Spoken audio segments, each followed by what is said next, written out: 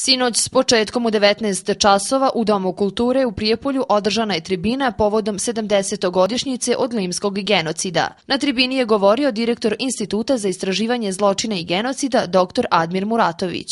Prvi put nakon 66 godina se je javno progovorilo o onome što se je dešavalo Bošnjacima na kraju Drugog svjetskog rata. Dakle, punih 66 godina priča je kružila samo u okviru porodice. Nije smjela da sticao se takav utisak, i ne samo utisak, već je ambijent i atmosfera bila takva da se javno o tome nije moglo govoriti.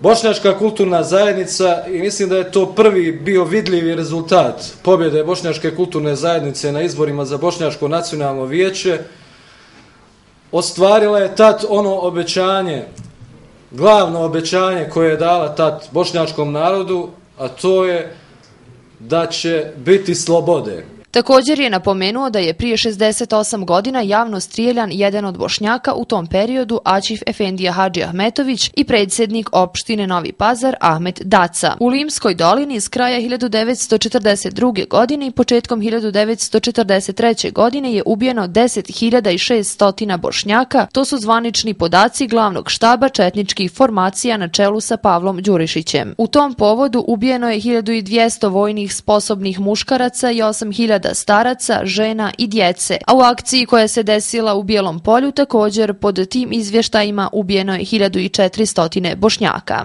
Dr. Muratović je na kraju poručio da mi znamo šta nam se desilo i da više nikada nikome nećemo dozvoliti da nam se desi ono što nam se desilo, a ujedno i čineći dovu Bogu dragom da se više nikada nikome i nigdje ne desi ni Hadžet ni Limska dolina.